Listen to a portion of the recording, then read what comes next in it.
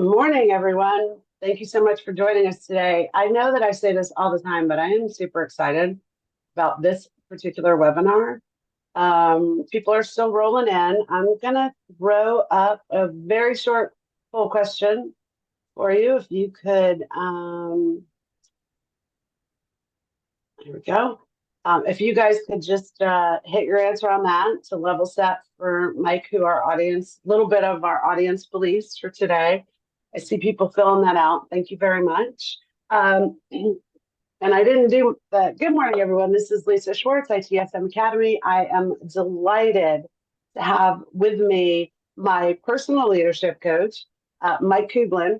And Mike in the Academy, Mike and his team at PeopleTek and ITSM Academy have had a very long and very happy relationship. And Mike and I got to talking a couple weeks ago, and I said, you know what? I think with all the new innovations you guys have, it's really a great time for you to come in and do a webinar for us. So, Mike, let's go. I'm going to just pass it over to you, and in just a minute, I'm going to shut down the poll, and I'll tell you what the results are. But if you want to go ahead and get us kicked off, that'd be great. Lisa, thank you so much. And Nina, thank you for getting everything set up, and my team members as well for helping me get this going. First of all, my name is Mike Kublin. I'm the president of PeopleTek Coaching. We're a coaching company that helps people have the best business relationships so that they're so effective that their career skyrockets and their teams explode with total trust and accountability, and their organizational culture gets to where it needs to go. So I'm really excited to be here today because of all of you. I'm totally so happy at the response for improving business relationships and how that equals your transformational leadership. And I am thankful that you're attending, because if you implement just one thing from today, you will skyrocket in terms of how you start getting along and really making your career, take it to where you want to go, empower yourself to go where you've never gone before. So I'm thrilled, and thank you for your energy, your effort, and emotion for attending. So without further ado, we're going to get right in.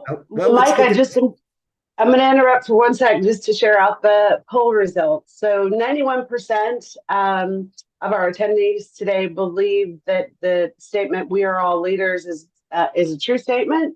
And 9% said no one was not sure. So I think that's super interesting. And I'll tell you what I'm going to do, Mike. There's one more poll. Well, there's a few more polls that will sparse throughout the webinar. And then I'm going to come back for Q&A. During this session, if you guys want to use the chat things in, we will be womaning that. And Mike, if there's anything that I feel like is really relevant, I apologize now. I'll do a quick, hopefully on one of your breaths, but I might be back to interject a little bit. And if not, I will definitely be back on camera at the end. And hopefully we have a very robust Q&A. Mike has decades of experience in leadership, so he really has a lot to share with all of us. Feel free to ask any questions.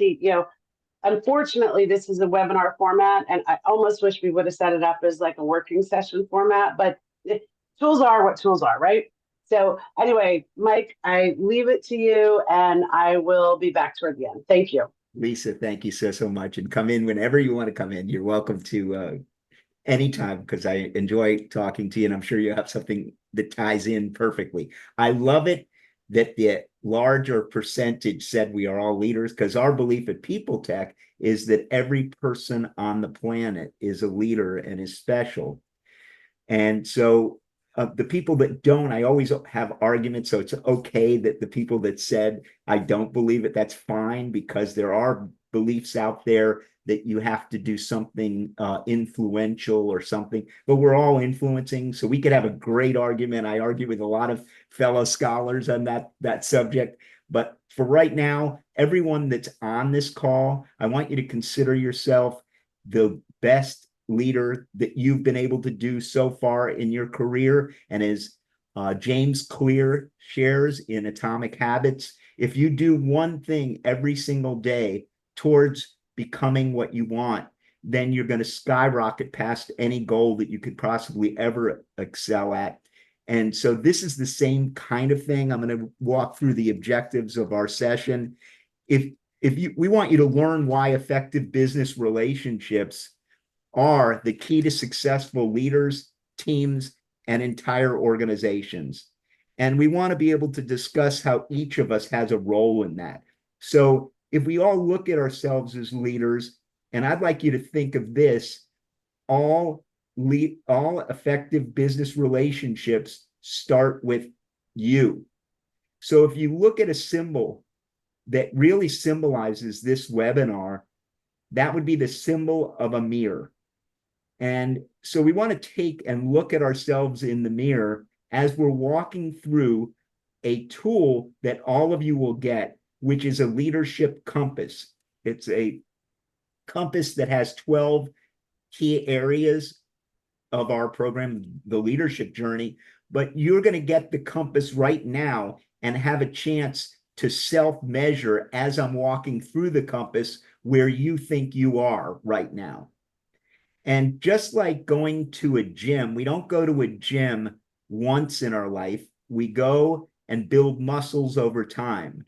And if we do the same approach towards effective business relationships and towards business relationships that we need, if we take the tact that we are accountable and it's all about how we look at ourselves first, and then we can look at others, because it's an inside job before you can deal with anyone else. Even though that's generally the way we generally go out and have everything outward focus, but really everything starts on the inside first, then we bring it to the outside. And it's okay if we've done it the other way, it's fine. The issue is at some point, we're going to have to go to the inside and see how are we showing up? How are we coming across?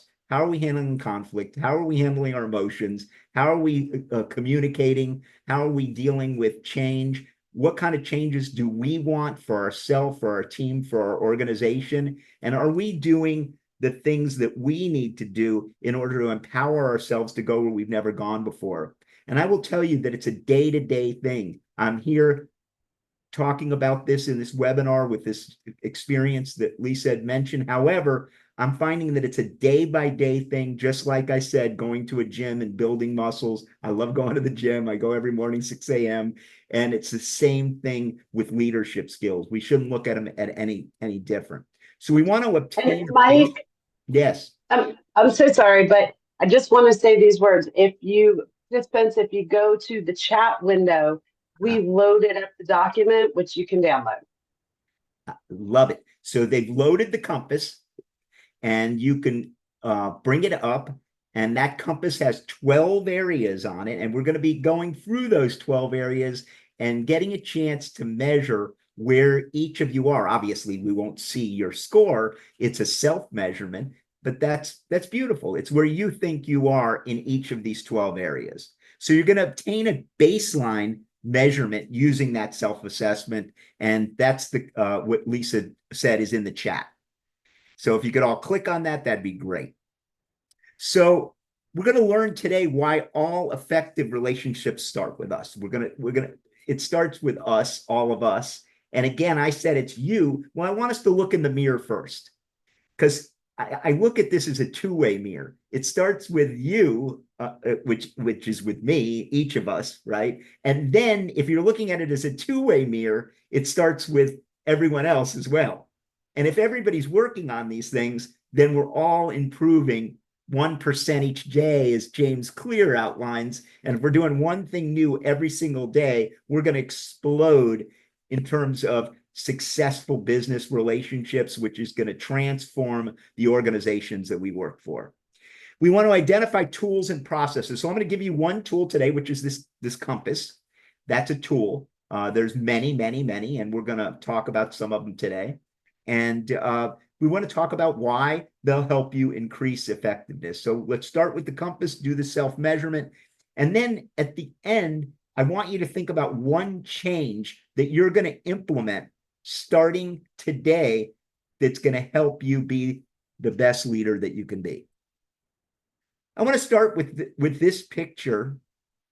And this is a picture of my dad mainly here, but it's my dad, my son, my dad's aide, my dad's wife, my stepmom, my nephew, and myself.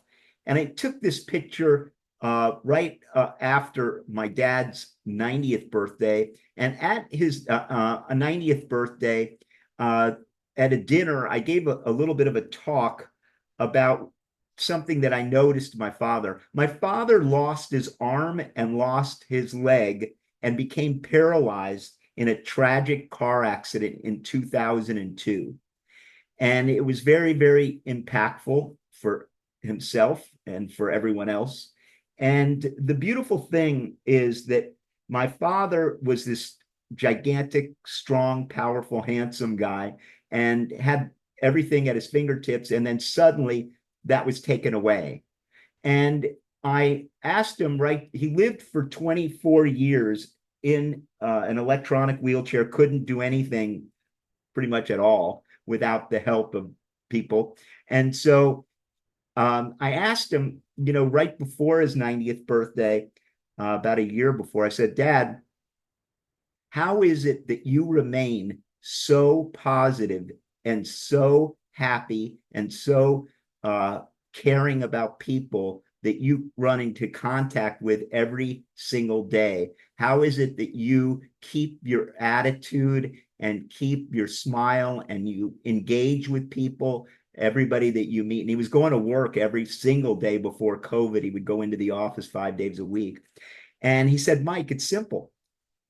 And I said, what do you mean it's simple? He goes, I made a decision. I said, what do you mean you made a decision? He said, I decided. I said, what are you talking about? Is that a spiritual thing? Is that some kind of what happened? He goes, I decided that not one thing was going to upset me, no matter what the situation was, for the rest of my life. And that kind of punched me really, really hard at that time. I even after I heard it, I knew what it meant. And through the things I work on, that I get complain about this, or I might show up in a way that is really not as positive as I could be. But here's somebody that lost a lot and said, I made a decision. So each one of you that are on the call today have the power to decide every situation that you are involved in, how you're going to react to it. And at his 90th, I mentioned it, and I'm just very proud that I've been able to. He passed away on April 2nd of last year. And but I was really able to see that in action. And each of you have the same power with this compass. You can choose any part of it and decide that you want to move forward on it. You can choose how you show up starting today. And I thank you for that effort and that energy. I want to talk about some relationship wreckers. I've been doing this talk at various organizations and groups for a while now, and at least about a year. And this slide, a couple of people have mentioned, have really hit them hard, and they've gone back to look at how they think about their relationships. What can get in the way of successful business relationships are these are just five. There are many, many, but these are five. And they're five powerful ones. One is we think we are better than other people. We think we know more than others. We think they are not as important as we are. We think it's all about us. And we think they are the problem. So we're always taking it and making it rather than we're all special, unique leaders on the planet, that we have something that's an advantage. And there's some truth to that, but the issue is they have some too. Every single person on the planet, and we'll get into it when we go through the compass on the term magic dust, has it. And the issue is, are we honoring our own, and are we honoring everyone else's? And are we nurturing it, not only within ourselves, but in everyone else on the planet. And it's our right and our goal to do that. I have an icebreaker, and I want everybody to take a couple of minutes here and look through these questions and answer them, for yourself. We can't do it in where we talk about them, but at this point, take a few minutes and answer these questions here, these 9. Take a second or a minute. I'll give it another Mike, I will 30 give you my answer to number 5. Our world would be a better place if only people would be as good as at their job as Scott Hansen, the guy who does NFL Red Zone. He is amazing to me. I love it, Lisa. That's awesome. I'll give it another 30 seconds, and then I'm going to jump into discussing this a little bit. Okay, you can use and wrap this up, but you can go ahead and keep this and use it with your team, use it with your family, use it with your organization. And that was the question I was going to ask, is that, and I just want you to think about this, how many people would share this information with other people? When I'm doing it in a workshop orientation, I always say that, but sometimes I forget to tell people that. And when you share this info, what ends up happening is when I say you're gonna share it, people say, you didn't tell me that, and they get all upset because they may have written things here that they wouldn't share. And that's okay.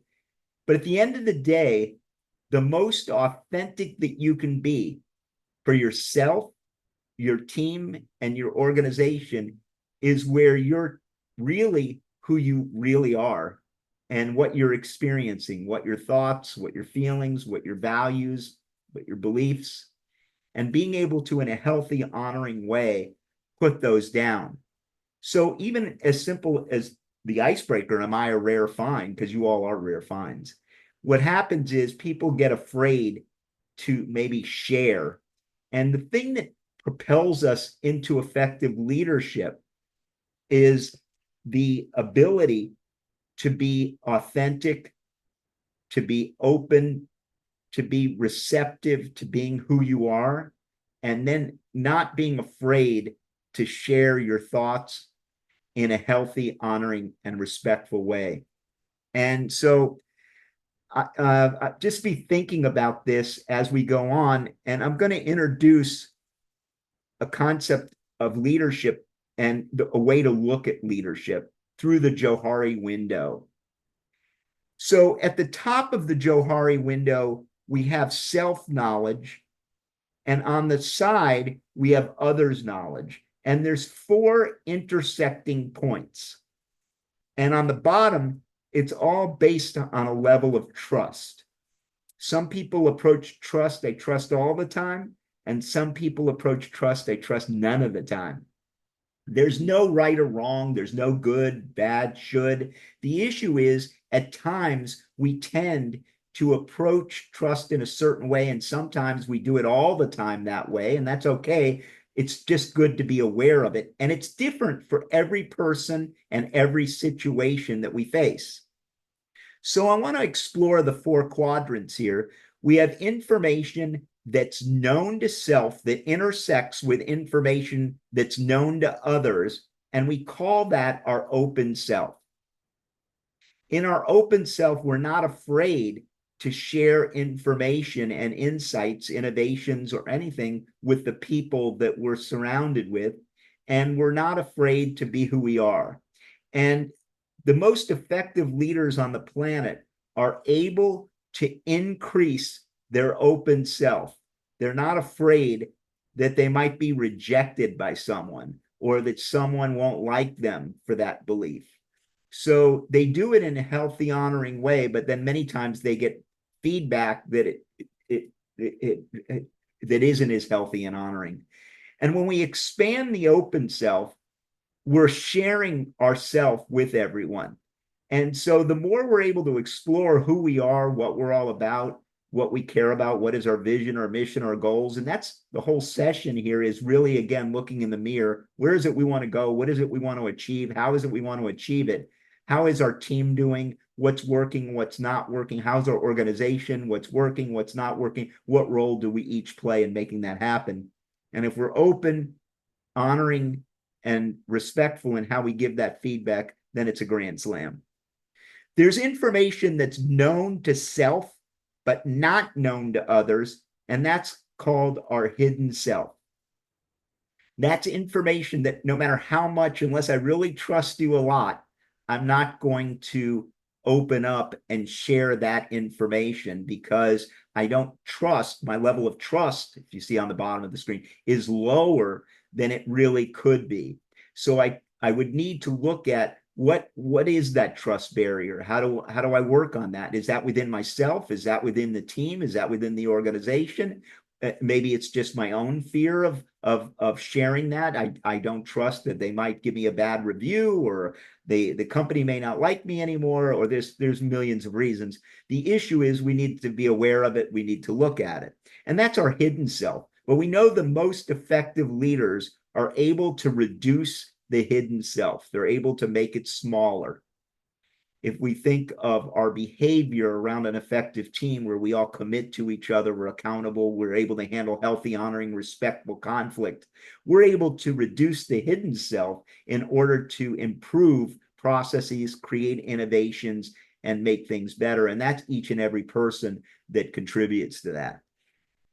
There's a quadrant up in the upper right that's not known to self. You'd say, whoa, how do we not know it? But it's known by others. And that's how I ended up actually getting into this field. A little story. I was leading a large technology team in operations, and at the same time running a project in tech and the business side. And I got some feedback that said Mike's a visionary, he's motivating, he's inspiring, he's good with people, but he's wishy-washy. He doesn't hold people accountable to anything. And it kind of like, whoa, it kind of punched me really hard. What do you mean he doesn't hold people accountable? What's that? What do I do? Okay. First, you start blaming everyone else, but that's not what I'm looking at here, because that's not looking in the mirror, right? So I found a person, and she specialized working with doctors and nurses in hospitals. And she showed me where my strengths were actually creating these perceptions. My strong points were creating these perceptions, and I had to back off a little bit because I was overusing my strengths, and it was getting in the way of me being as effective as I could be. And I didn't know at first what to do, but I had her come in and work with our team for about a year, and myself, and we were able to transform the organization from one of the worst value surveys to one of the best. And we did it because we were able to start looking inside and then together looking outside as a team and as an organization. And the beautiful thing is what it did for me is it reduced my blind self. Now, there are many on my team, they'll say, Mike, you're still a pushover, you're letting everybody get away with it.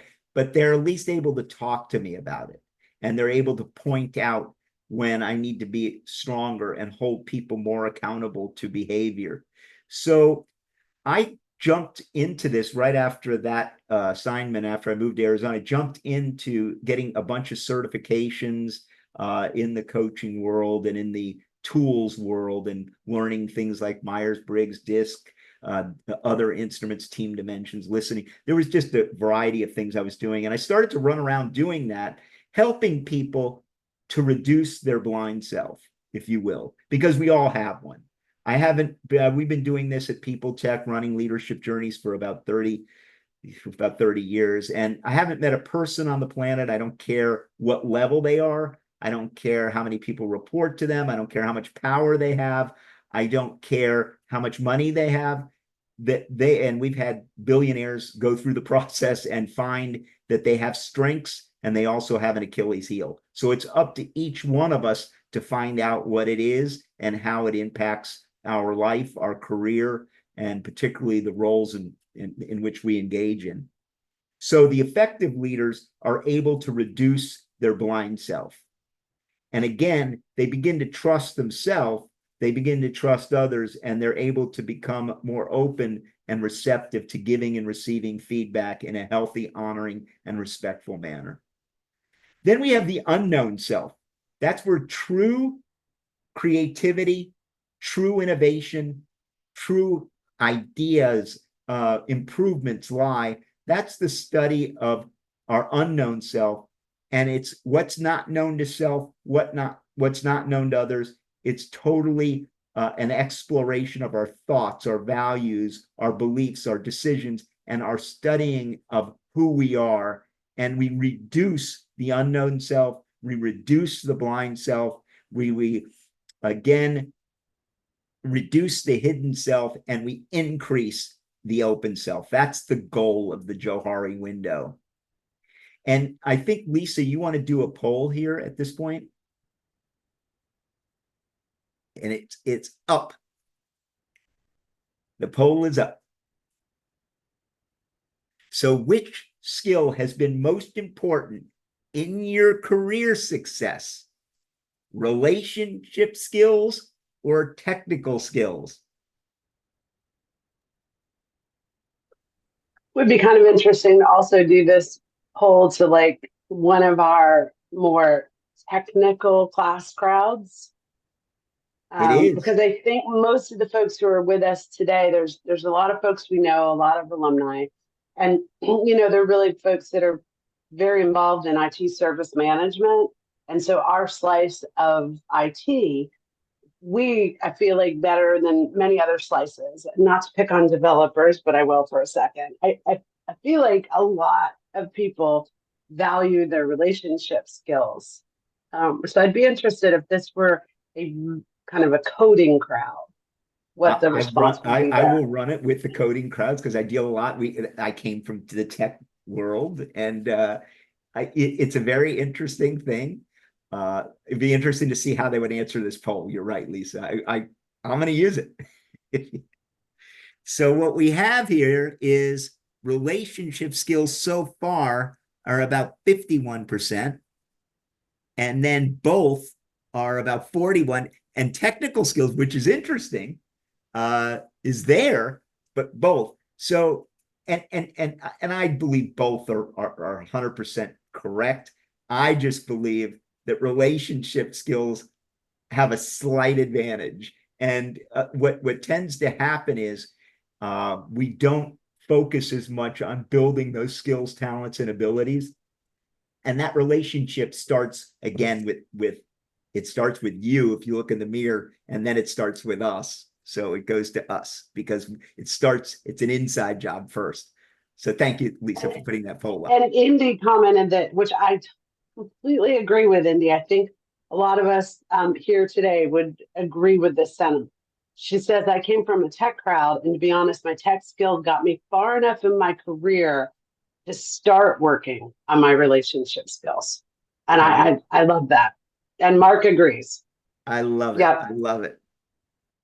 I love it. Great points. So I want to introduce the compass. And I have at the top, effective relationships are the most important skill we can acquire, because at PeopleTek, we're in the people business. Okay. We believe that. And we've seen it work. Obviously, you have to have everything. You have to have technical skills for certain. And as we saw, the answer both.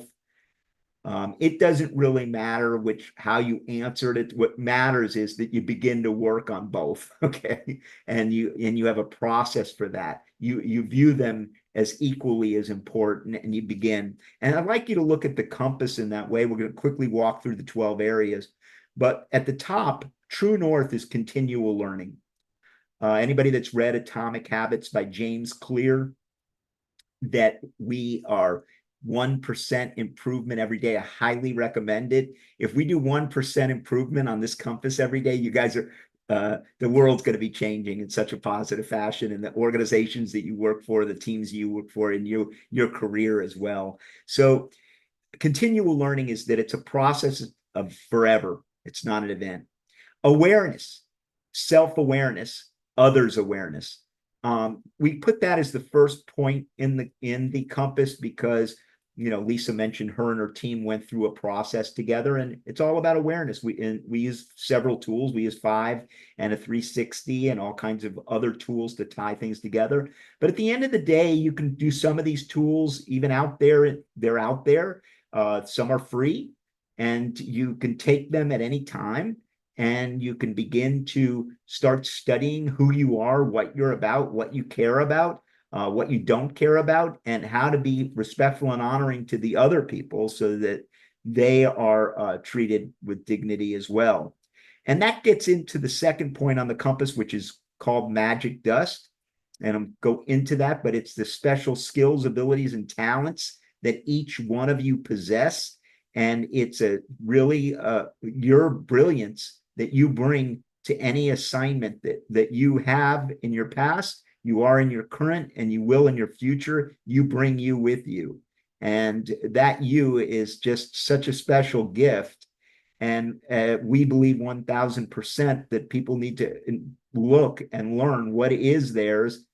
And then what happens when they overuse it? Just like I was in the organization where I was looked at as not holding people accountable. Well, I had to look at what was I doing, what behaviors and such, because when I was doing what I was doing, it was preventing others from using their magic dust, their special skill, ability, and talent. And if I do that and stop them from being who they are, then our whole organization suffers. And so getting the feedback for each of us, because everyone it needs feedback in a healthy, honoring, respectful manner, is able to start piecing together with these various tools that are out there. And you can take free ones like Myers-Briggs, DISC. There's all kinds of instruments for free. Obviously, we love you to take Leadership Journey, and then you start learning about yourself through all the tools, but they're out there. I would say if you picked one and started doing one today on your own, that's a great thing. The next one is a formula: V, M, G, M equals B. Vision, mission, goals, measures equal behavior. Where your magic dust links to your vision, mission, goals, and measures, that's where true joy lies in your career. And for every team and organization, you want everyone to have their magic dust linked to their vision, mission, goals, and measures, and the organization's vision, mission, goals. There are a lot of times where we just hang on to something that doesn't link to our. When I put behaviors, those are the values ultimately that we want to live by. And sometimes our behavior gets out of sync with those values. But at the end of the day, when you're in a place that is not bringing you passion and joy on a day-to-day basis, and then you start saying, well, it's the boss's fault, it's this fault, it's that, it's my career, I got to have the money. Well, all those things tie into a day-to-day basis of not feeling as exuberant as you could be about what you're doing on a day-to-day basis. So you really want to take some time and document your vision, mission, goals, measures, and your behavior. There's a book called The One-Page Plan by Jim Horan. Anybody that has not seen those, there's many versions out there. But that's a good way to get started. But at the end of the day, start documenting what's your dream. And I'll get into the different components of this. We want to communicate. Once that's clear, we want everybody to know what it is. We don't want to be afraid of it. We want to open up our open self and share it. We want to be very clear with it and aligned to it. We want to hold ourselves and others accountable. And thank you, my team. There's several people on my team here that holds me accountable, so I'm very blessed to have them. And conflict, we're going to get into conflict because that's so important. If you're not having any conflict in a healthy, honoring manner, then you're probably too comfortable. So you need to empower yourself to go where you've never gone before. And then once you do that, you're going to begin influencing not only yourself, but you're going to be influencing a ton of people. And a lot of people that I've argued with that we're all leaders, they say, well, you got to have influence. Well, everyone has influence, even if you're not influencing. So the issue is because you're choosing non-influencing, influencing, if that makes any sense. I want everybody to choose they're influencing the way they want to choose it. And they are now. The issue is they may not be aware that it's getting in their way. Relationships, I've already talked about that. We'll get into that a lot. That's the key and the most important skill, because they all skyrocket when you start doing this work.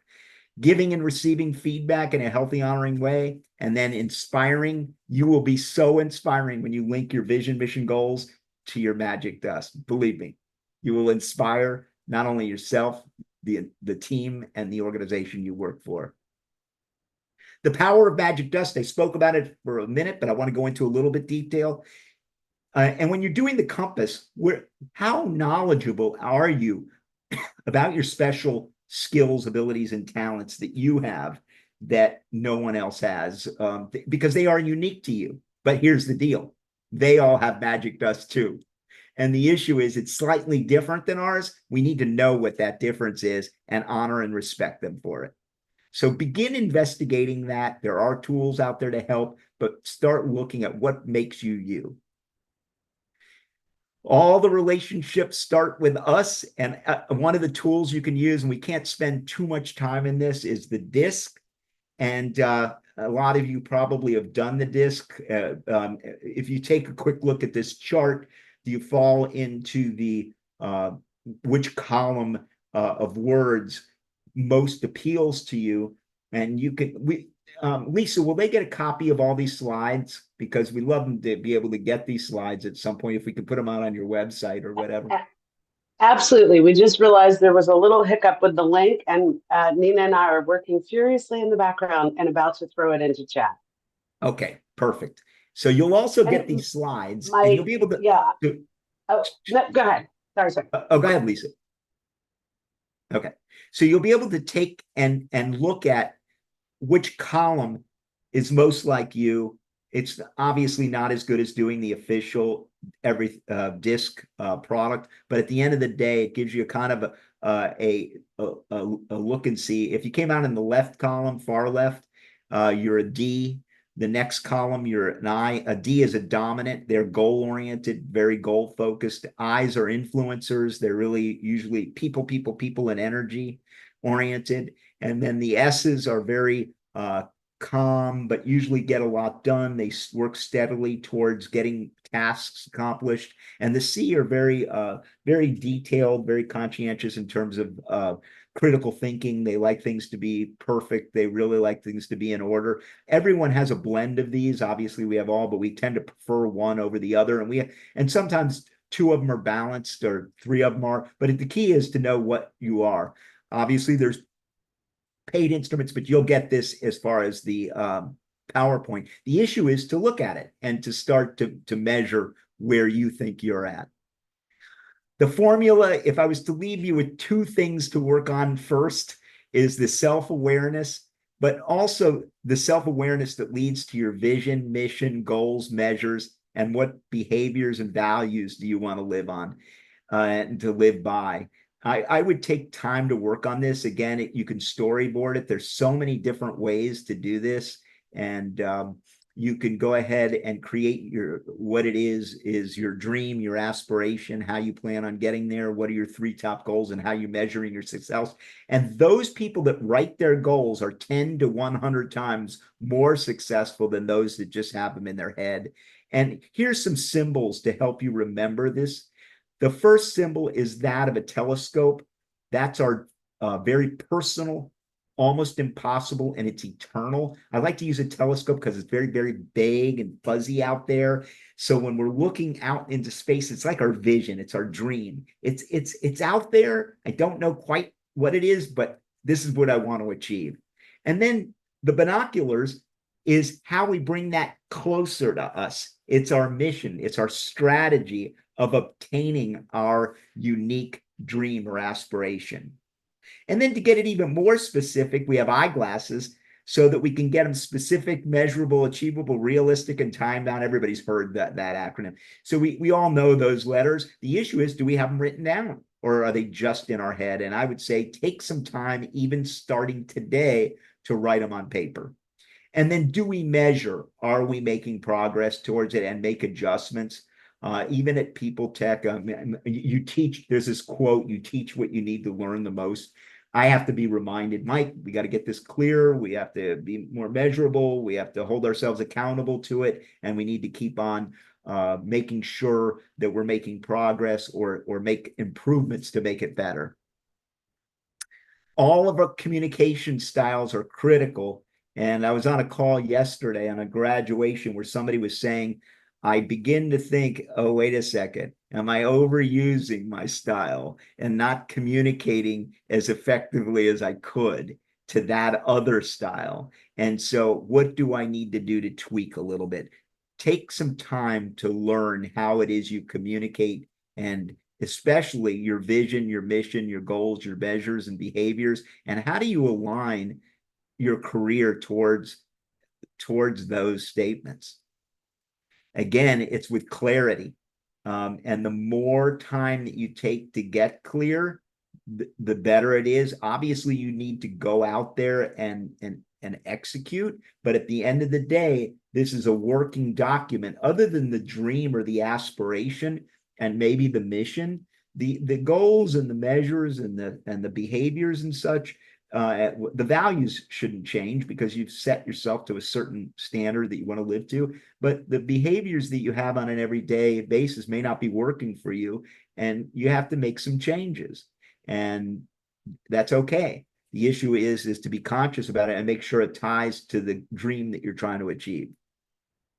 We want to embrace conflict in a healthy, honoring, respectful way. At PeopleTek, we have a statement: without conflict, there is no leadership. Again, hear that again. Without conflict, there is no leadership. So when I'm talking about conflict, I'm talking about healthy, honoring, and respectful, so that you're not dissing someone. You're really bringing up points in a way that is honoring to the people that you're giving the feedback to. And if you are, there's going to be conflict. If everything's status quo all the time, everything's running, I can guarantee something's going to change. Society is going to change. The business landscape is going to change. Investment opportunities are going to change. Something's going to change. The issue is, are you talking about those things, and are you aligning as those things are changing? Here's the statement: without conflict, there is no leadership. If you walk away with that and just start having healthy, honoring, respectful conflict, starting with yourself, that conflict for yourself, to empower yourself to the next level, it's kind of like going to the gym. Every morning when my clock goes off at 4 something, right, I get into a conflict. I don't want to do this. I don't want to. However, I have to talk to myself, get up, force myself to get dressed, get in the car. Just as James Clear says, it might start with getting in the car. So empower yourself to do one change. Continual learning is our true north. Okay. And if we all take that approach, that we're here to learn, and I'll give you another book to read, The QBQ by John Miller. It's called The Question Behind the Question. And John Miller wrote a book on personal accountability, and it's like a foundation to all our programs, that everything starts with us. It starts with you looking in the mirror and taking a 100%, what can I do and how can I do it, rather than who's to blame and why is this happening to me? Because everything starts with us first. So what's next? Review one self-discovery assessment. They're out there. Find one. Do a Google on it. You'll see it, or do a chat GPT. You'll find one. Identify, validate, and magnify what your strengths are. Write them down. Have them documented. Document your areas of growth. Take a small step every day. One thing every day. Assess who and can help you, provide assistance. Obviously, we're there. Coaching companies are there, and other people that have worked in this arena to help. That's what they're there for. And you all have peers, masterminds, and all kinds of other groups that help. What are your next steps, and what is your timeline? You have a compass, or you'll be getting the compass that Lisa and Nina's putting in the chat. and you'll be able to print it, and we'll get it to you somehow if you're not able to get it today. It starts by taking that first step. I put the beach because I live near the beach. If you're in the mountains, or if you're by a lake or whatever, it's wherever you are, it starts by taking a step. And then I want you to write down 1 or 2 or 3 things that you're committing to. Take a minute right this second to write those down. Why don't we go ahead and if you haven't had a chance to look at the compass yet, you will. But anything that I spoke about, and I'll go back to the compass so you can see it. And Mike, I want to interject that Indy said something. So, when we went through our team journey for a minute, let me come back on you. We went through our team journey. One of our team was very, what's the turn of phrase for it? Conflicts avoidance was a thing that she was really, really uncomfortable with conflict. And she is still with us today. As you know, most of the team's been here. I think my newest team member's been here like 8 years. So, but that was one of her biggest takeaways, and it's her leader. Therefore, it was one of my biggest takeaways because she became very comfortable with conflict. And I love what Indy just put in chat, that the word conflict is such a bad rap. We're faced with conflict from day 0 on of our lives. Conflict of handling our own hands. It's really hard. Conflict of getting food once out of the womb. Conflict of being unable to move on our own tiny bodies. Nothing wrong with conflict. It breeds development, and this part guarantees growth. I love that. Thank you so much for sharing that, Indy. I thank you so much for sharing that. That is so powerful. And you're hitting the nail on the head. And there are people that jump into conflict also on the other side, and they're too conflict oriented. So they're ready to fight everything to win. And if they're overusing that, then the person that is afraid is sometimes more afraid. Okay. They're going to have to take a chance and jump out, but you got both sides going on here, if that makes any sense. Well, and Mike, to me, and you know this because we've spoken about it, but my biggest and so many takeaways from that journey, I'm so grateful that we did it. And again, so even the team members who have left to move on to other careers, we're still in contact with them. Like, talking about our journey, which was in 2009, I think, is something that has institutionalized. But my biggest takeaway was the concept of the magic dust. Right. And so what is your magic dust is something that, because we went through the 360, which is where we share out to people in our own personal ecosystem to also rate you. I don't love that terminology. I'm sure you would say this much better, but to provide their interpretation of experiences with you, maybe a better way to say that. Yeah. And so the 360 was really, really particularly interesting. And but my biggest takeaway was the understanding and the absolute truth in it for me, both looking in the mirror and looking outside, is that people don't have weaknesses, right? I've never loved that expression. Tell me what your strengths and your weaknesses. I've never loved that expression anyway. Right. But it really, and for us in our team journey, this 1000% correlated, that it is an overuse of your strength is what is typically been referred to as weakness. So, I'm obviously a female entrepreneur, 20 years in. I have to have a lot of confidence. But if I get my back up against the wall, I will overuse that confidence and it becomes abrasive or arrogant. And learning that all those years ago, listen, we're human beings. I think about that all the time. In so many ways, it has helped me become a better leader. But that in particular for me was by far my biggest takeaway. And knowing then what all my team's magic dust is, and then understanding, why is so-and-so being so such and such? Well, it's because they're in the corner and their magic dust is it's spilling over. And as a manager, that's just, I don't know, it's helped me beyond words. Yeah, and Lisa, in line with what you're saying, I flipped up the 5 behaviors model because 100% everything is trust, and you can't trust each other unless you're being open with each other, having these Yeah. discussions, having this conflict, and then you have to commit to each other. After you have this, and you all committed to each other, you all held each other accountable, you all gave feedback to each other.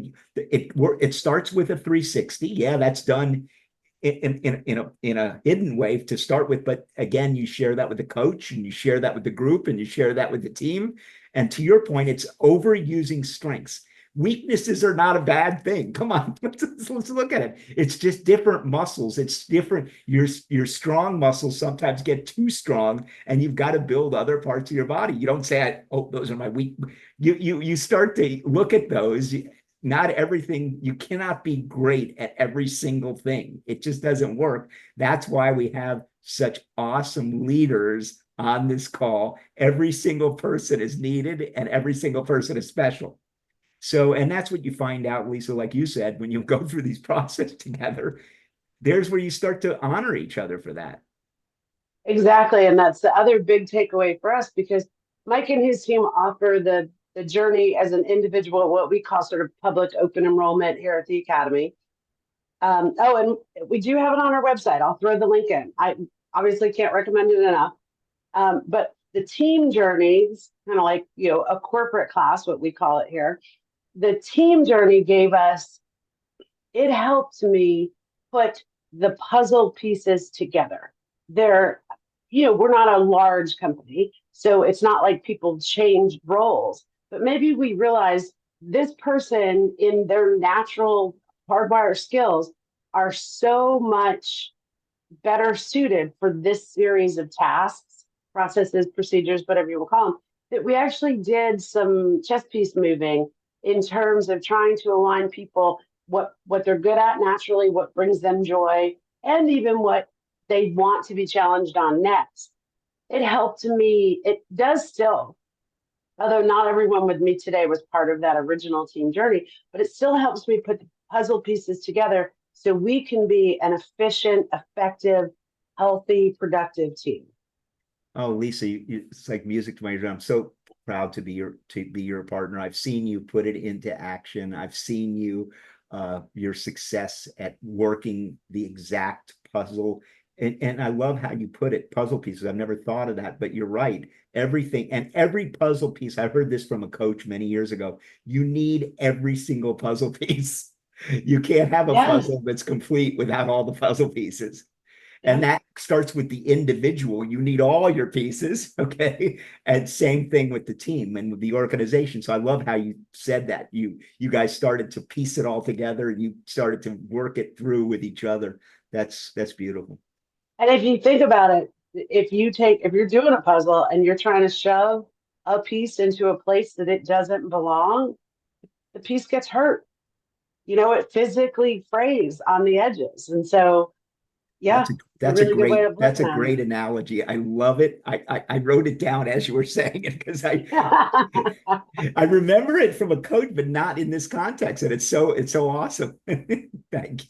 Well, and the other thing I wanted to share quickly is when you were telling the story about your dad, years and years ago, I heard something on the radio, sure an NPR show, like The Moth or something. And a lady was saying that every Thursday, she had to go visit her mom. And mom was in hospice or, she had to go visit her mom. She had to go visit her mom. Mom passes away.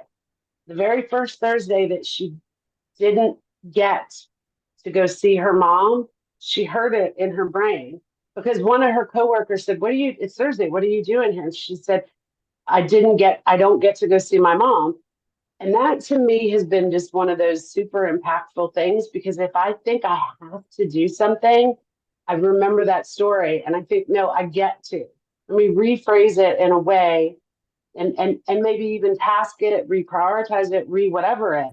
But I don't want to be the person that goes through life having to do things. I want to be a person who goes through life getting to do things. And I get to Well, do stuff I don't love sometimes, but I would rather be a getter than a haver. So I wanted to share that too. well, I love it, Lisa, that you said that. There are times you do something that you don't you're not loving it, but you can be loving it for that moment. Okay. And you go into it with the attitude that you can love it for that moment. And I have a whole thing on that called dread in the head that I walked around with a lot of my life. Oh my God, I don't want to do that. Oh my God. But then you go into it with a different mindset, a different attitude. To your point, it still has love in there, but it's different. It may not be as much love, but if you go in with the right mindset towards it, everything starts materializing in a good way. And I'm realizing you and I are just chatting, but there are going to be questions in chat. So I'm popping over to the Q&A. Oh, so Mistra in particular is going to be very excited to know this, but I am putting up, or trying to, our final poll question. Guess what Mike has offered to do? We are raffling off several sessions, complimentary sessions, one-on-one with Mike for you and your team. And if you would like to be entered into that raffle, Nina, did we do this where we can tell who's saying yes? Did we ask for email? Sorry. If not, throw in the Yes. chat. I want in, and we'll pare it down. I can't see the actual polling question because I launched it. One day Zoom will fix that, I feel like. Yeah, Donna says discipline is doing what you don't want to do as if you love it. I love that, Donna. I love that, Thank you. Donna. Thank you. And Linda Donna's said, a graduate. Donna's a graduate. Linda said, who is also a graduate through the Academy team journey, that what Lisa was talking about me. One of my strengths, she says was, I say is, showing diplomacy. Overusing my strength made me perceive conflict as bad. Now we have healthy, good conflict always. Nice. And yes, I pulled my book. It was July 29th, 2010. So 2010. Oh over my God. 14 years ago. Yep. You've been a grad for a while. That is awesome. And just achieved the Certified Professional Leader of Business Relationships, which is our newest credential. Congratulations. And it's such an honor. We have, we're offering that to anybody that's a past grad. Obviously, anybody that isn't a grad could take the journey and get certified. And you could sign up through the ITSM Academy, that's our partner. But we're so proud of you guys taking that assessment. I want to see everyone on your team take it. So I do too.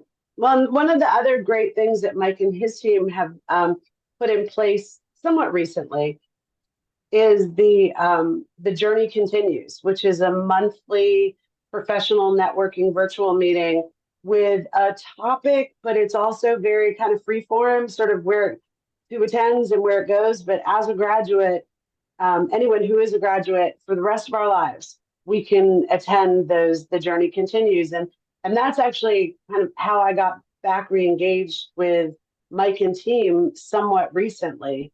So I'm just really grateful that you're doing that for your alumni and your community. And we are certainly taking full advantage of it. Well, friends. Lisa, thank you, because it's a complimentary program that once you go to the journey, any sponsor or any grad can attend that process at no charge, and it's forever, and you can get recertification credits and submit them to PMI or to IT. You can submit them all over the place. So I'm so glad you're going, and I'm so glad we connected again through your Journey Continues. And me too. And this is kind of funny, Mike, because we have this very staunch no selling on our webinars policy, but I'm just so excited about this. Please forgive me, everyone. I'm not trying to sell you on it. I'm so excited that everything is offered now virtually. I feel like the PeopleTek team did a great job during the pandemic of morphing and changing and turning everything into really solid virtual solutions. So with that said, do we have any more questions, comments? Lauren, I just threw I threw the individual journey link into the chat. If you want to talk to us about the team journey, just reach out to us here at the Academy, and we will get that set up. Again, Mike is, I think a lot of you now have gotten in the raffle. But Mike's happy to do a complimentary sort of intro 1 hour session where the piece of the compass, which we couldn't do like we wanted because again, the technology of the webinar, but in a smaller session, it turns it into a working session where you guys can not only complete that form, but decide what you want to have shared and then share. Yeah, Mike, did I sum that up correctly? You summed it up great. And Elisa and Nina and everybody that's helped me set this up at the ITSM Academy and my whole team too. A lot of us participated in terms of putting this together. I can't thank you guys enough. And I can't thank Lisa, you and your whole organization, and just so appreciative and grateful. Thank you. Our pleasure. So let me say that I do not have, as you guys know, we do monthly webinars. I do not have my September speaker lined up yet. September 19th, I think partially because Support World's that week and a lot of people are going to be there, but anyone who has joined us today has a story to tell. And trust me, I believe everyone has a story to tell. We would love to have you reach out and have you come present on our next webinar. So, Mike, I'm going to everyone who has to leave because we are at top of the hour. Thank you all so much for joining us. I feel like everyone probably got a lot out of this one because it was really good, Mike. Thank you. I'm And hoping everybody did. Thank you, everybody, for your time and your energy. And I look forward to all of us being leaders, 100%.